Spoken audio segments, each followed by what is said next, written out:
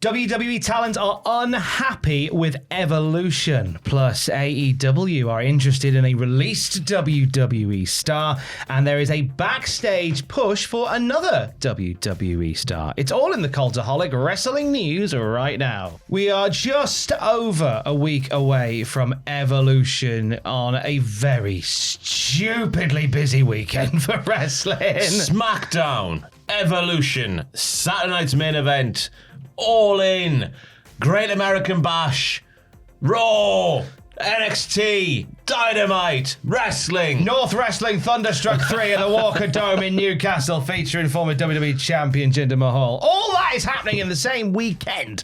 And there is some unhappiness being reported, according to Fightful's Sean Ross Sapp, when it comes to Evolution. Yeah, big SRS is saying, and I said IRS there, my goodness me. That's a very different SRS says a lot of them, the lady superstars, feel like it was a setup. It was put against All In weekend, across the street from a Beyonce concert, during MLB All-Star weekend, when a lot of the hotels were going to be bought up in the area. They weren't necessarily thrilled with that, but it was hastily produced. I can actually sympathise a bit with that. It just feels like that this is a pay-per-view. This is an event that a lot of people have waited a long time for and asked for a long time, and it just feels like it's being thrown in amongst so much wrestling noise, whether that's by design or whether that is, as has been reported here, a setup in some way.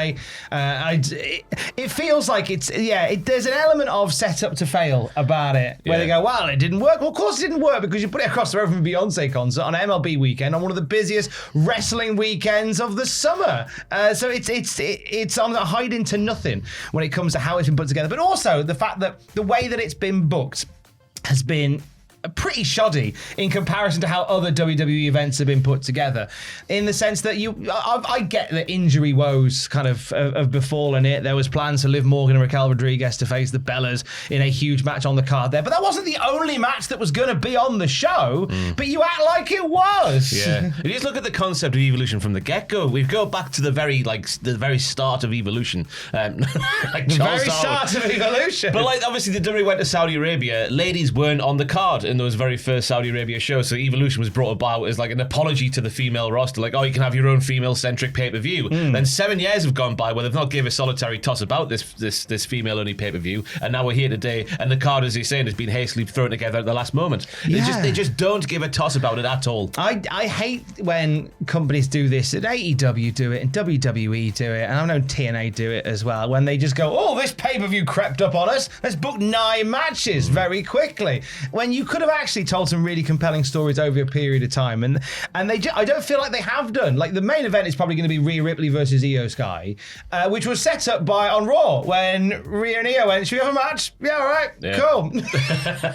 That's it. Yeah. And then there's a women's tag team 4-way. It's all right, tag titles the line, one team from each brand. Yep, cool. It's Battle Royal. Just feel if they really had any stock in it, it would be a yearly event. It would have been a yearly event from the first one onwards, from 2018 onwards and up until now. But it can be a yearly event as well, because the talent is there.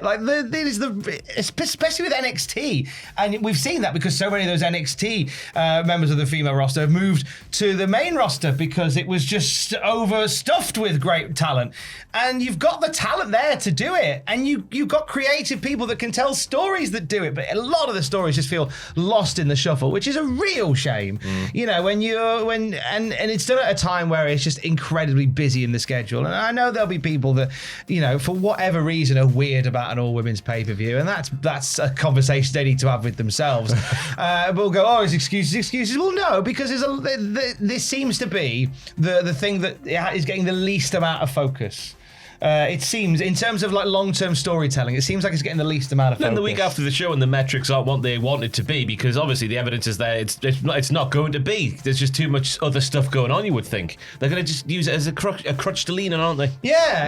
Imagine somebody going, I don't like sandwiches. Okay, well, here's a sandwich, and they go, well, I'm going to put some petrol on it. I'm going to eat. Oh, it's disgusting. Don't like sandwiches. You put petrol on it. Tom, I decided I don't like sandwiches. I'm going to put you in the Olympic meters, 100 meters Olympic final, right? but I'm going to tie your feet together, and I expect you to win. Well, that's not fair, because my feet are tied together. I don't care. I swore there. I don't care. It is, you get what we're saying. Whatever analogy you use, we get what we're saying. In terms of how they're putting together Evolution, which is pretty hasty at this point, WrestleVotes Radio saying that there is a former women's set of tag team champions that are being considered for the show. That's a clue. TNA is the inspiration, as the ladies we're talking about here, formerly the Iconics, of course, that's been taught to bring them to the PLE in Atlanta next weekend. Our source, WrestleVotes' source, said they did not confirm the duo would be showing up, or if it was just an idea at this point, but we do know they have, at the very least, been considered for the event. Again? I don't care. Well, yeah, just do it or don't do it. Just don't think about it. We might have them, might not, I don't know. Yeah. You could have told a story there. You could have told a story. Chelsea Green in the Herbis against the Iconics, or the inspiration. Just writes itself, doesn't it? Easy, jeez, it is that. I'd like to see them there. I think there's a place, like, they're a big part of history of the women's division. I think the second or third longest women's tag team champions of all time. You know, you don't need to go to journalism for that. I'd love to see them as part of it. That'd be really cool to see. Mercedes Moné was on her Instagram live. She was asked about Evolution 2. She was glowing about it. She said, "I think it's about time. They waited way too long to have an all-women's pay-per-view, but I love and will always support and be a huge advocate for women's wrestling. So I'm excited for that and the women that get to perform on that." Yeah, they did wait too long. She is correct. She is correct. They waited too long to do it. It was it 6-7 years, as you said? 7 just then? years, yeah. Just 2018, the last one. Jeez, yeah. We nearly got Grand Theft Auto 6 before that. Meanwhile, staying in the realm of AEW from Mercedes Moné, we go to the AEW creative team and Tony Khan, who seems intrigued to hire a former WWE star. Yeah, WrestleVotes Radio again saying that Isla Dawn is catching the eye of Tony Khan. Wow. Heavily interested is the quote they've used. WrestleVotes report that Dawn is expected to work AEW events in the near future.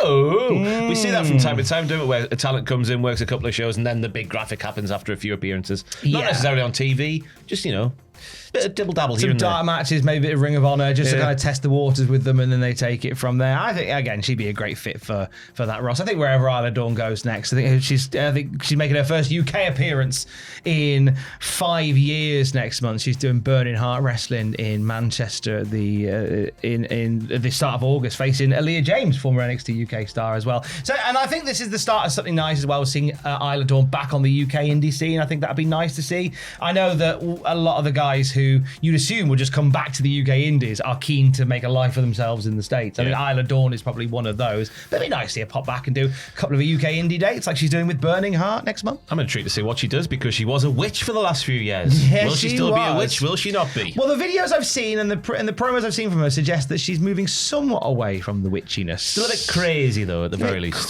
Cray. A little bit radio rental still.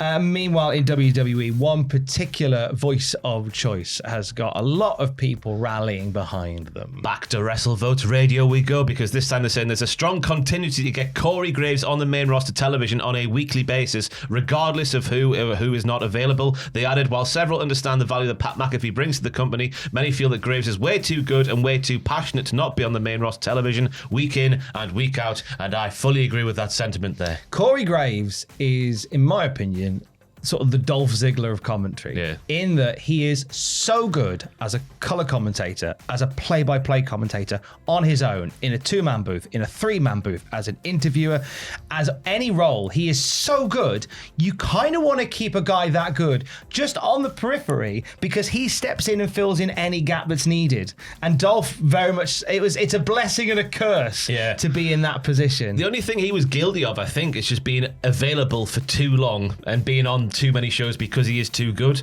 So the fact that we didn't get the chance to miss him meant that we never missed him. But then when Pat McAfee came in with Michael Cole on Raw, and because Pat and Michael's first run I thought was fantastic a couple of years ago, the passion and just the sort of enthusiasm, enjoyment, they were just having fun watching the rest, and it was a very different shift to what WWE commentary had been for the previous however many decades. But now Pat just tries to make Michael laugh via noises and catchphrases, and he sort of lost the direction of how his enthusiasm is pointed. So when Corey's come back, seeing the difference difference of Corey being an actual wrestling commentator to Pat. I've compared it like Pat being TikTok and Corey being like the Financial Times. That's a really good way of looking at it. It's a weird one, but you know what I'm trying to say. Just think he's always there, so you forget how good he is until he's gone. Yeah. And unfortunately, if you commit and give him a full-time position on one of the shows, then you do potentially lose a floating voice that can drop into any role that is needed. Yeah. Like even with like WWE Speed, again, another chat. It was another opportunity for Corey to show how good he is. He's a one-man commentary booth on Speed. Yeah. Not on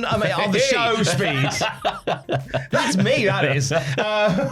He's a one-man commentary booth doing the show on Twitter, and I think he's great in that position as well. Yeah. Like he knows it all, and it's such a curse to be someone that when a company knows how reliable you are, that you can drop into any particular role, they are reluctant to actually give you anything truly meaningful because they need you just to drop in and do whatever, and that's great for the person, but it's also a little bit disheartening. Yeah. I mean, obviously the report says they know the value of Pat's name, and I fully understand that as well, but there's got to be a way we can get Pat and Michael and Corey on the commentary table at the same time, just to balance things out.